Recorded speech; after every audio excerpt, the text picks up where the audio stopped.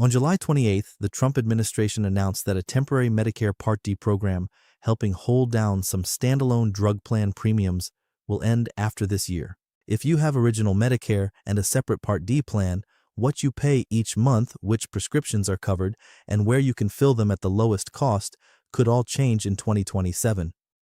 The first official number has already moved from $38.99 to $41.33.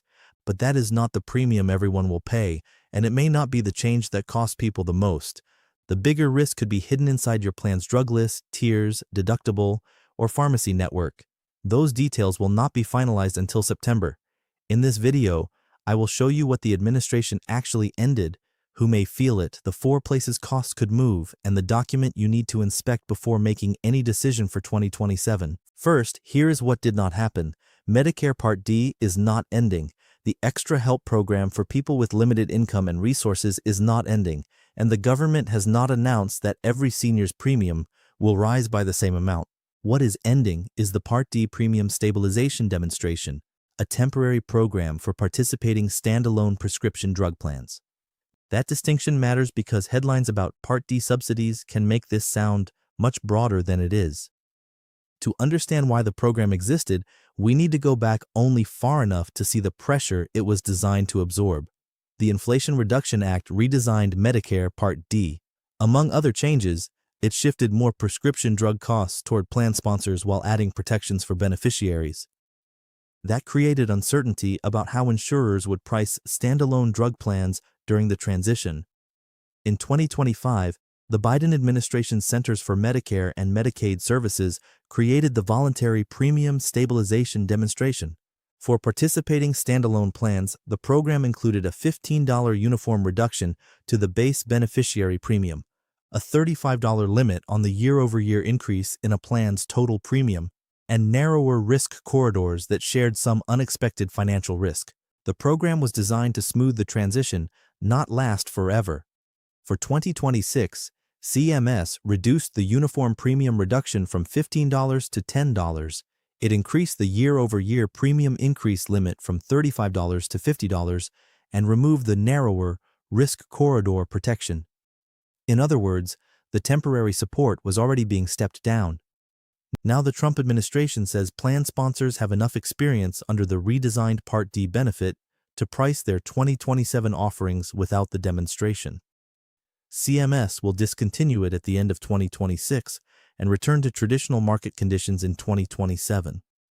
That is the policy change. The financial question is what participating plans do after that support disappears. Plans do not have only one lever. They can compete through the premium, but they also design deductibles, formularies, drug tiers, utilization rules, and pharmacy relationships. A plan trying to avoid a large premium increase may tighten another part of the benefit. A plan keeping a broad formulary may charge more somewhere else. That is why this cannot be reduced to one sentence saying premiums will rise or one sentence saying nothing will happen. The temporary program limited part of the pressure during the transition. Once it ends, every sponsor still has to decide how to price the risk it expects for 2027. Some plans may absorb more of that pressure to remain competitive. Others may make changes that become visible only when the complete plan documents are released. And because prescriptions are personal, the same plan change can be almost meaningless to one person and expensive for the person living next door. And this is where your type of Medicare coverage becomes crucial.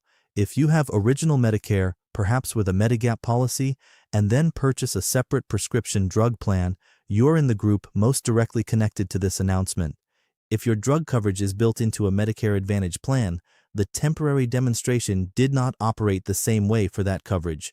You still need to review your 2027 plan because Medicare Advantage plans can change each year, but this specific $10 standalone plan reduction is not being removed from your plan in the same way. If you are unsure which type you have, look at your plan card or your Medicare account. A separate Part D plan usually has its own plan name and premium. Medicare Advantage coverage generally combines hospital, medical, and often prescription coverage under one plan. Now let us look at the 4 places the change could reach a standalone plan. The first is the monthly premium. Without the demonstration's uniform reduction and premium increase limit, a plan has more room to set its 2027 premium under ordinary program rules. That does not mean every participating plan will increase by $10. It does not mean every plan will hit some maximum. Some may stay competitive, some may redesign benefits instead of making a dramatic premium move, but the temporary cushion will no longer be there. The second place is the formulary, the list of drugs the plan covers. A premium can look reasonable while the plan removes one medication, adds a restriction, or requires a different drug before covering the one your doctor prescribed. That is why comparing only the monthly premium can be dangerously incomplete. The third place is the tier assigned to a medication. The same drug can remain covered but move to a less favorable tier, changing what you pay at the pharmacy. A plan may also change whether a medication requires prior authorization, step therapy, or a quantity limit. The fourth place is the pharmacy network. Your familiar pharmacy may remain in the network but lose preferred status, or a mail order option that was inexpensive this year may not be the best choice next year. For someone taking several prescriptions, one tier or pharmacy change can matter more over 12 months than a modest premium increase. Consider Margaret. She is 73, has original Medicare, a Medigap policy, and a standalone Part D plan. She takes 4 prescriptions and has used the same neighborhood pharmacy for years. When her 2027 notice arrives, imagine that the premium rises by $8 per month. That is $96 across a year and looks small enough to ignore. But one medication stays covered while moving to a tier that costs $25 more each month. That adds $300. Her neighborhood pharmacy also loses preferred status, adding an average of $12 to a monthly refill or another $144. Those amounts are hypothetical, not a prediction for any particular 2027 plan, but they reveal the trap. The premium headline was $96. Margaret's complete annual difference was $540. If she checks only the premium, she may keep the plan and discover the larger cost in January at the pharmacy counter.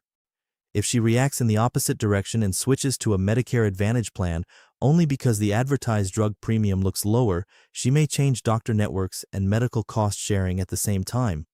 Neither reaction is automatically right or wrong. The mistake is making a major coverage decision from one number. The opposite can also happen. A plan with a somewhat higher premium may cover Margaret's exact prescriptions more favorably and produce a lower total annual cost. This is why Medicare plan comparisons ask for medications and pharmacies. The cheapest premium is not automatically the cheapest plan. Now let us return to the official number that has already changed. For 2026, the national base beneficiary premium is $38.99. For 2027, CMS set it at $41.33, an increase of $2.34 per month or $28.08 across a year. That increase is exactly 6%. The statutory annual cap that applies to this base premium calculation through 2029. But do not place $41.33 into your budget as though it is your final bill.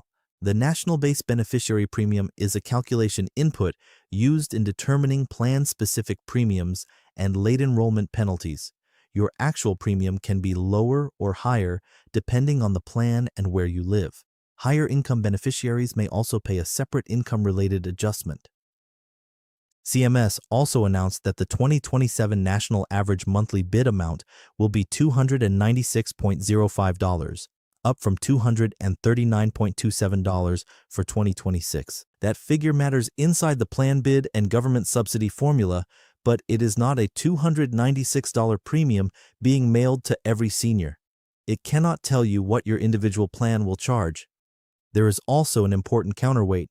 Negotiated Medicare prices for 15 selected Part D drugs take effect on January 1, 2027. Those lower negotiated prices may ease costs connected to some widely used high-spending medications that could reduce pressure in parts of the system, but it does not guarantee that every plan premium falls, that every medication becomes cheaper, or that every enrollee comes out ahead. This is why anyone claiming to know your exact 2027 cost today is getting ahead of the evidence. CMS says the finalized Medicare Advantage and Part D landscape, including final average premiums and plan information, will be released in mid to late September. Your plan should also send an annual notice of change explaining what will be different next year. Do not set it aside because it resembles routine insurance mail. That notice can show changes to the premium, deductible, covered drugs, tiers, restrictions, and pharmacy network. Compare it with the prescriptions you actually take, not with a general list of benefits that sounds attractive. Read the notice once for price changes and a second time for coverage changes. On the first pass, mark the premium and deductible. On the second, search for every medication you use and check whether the plan changed its tier, prior authorization rule, step therapy requirement, quantity limit, or preferred pharmacy arrangement. Then compare the result with at least one alternative plan.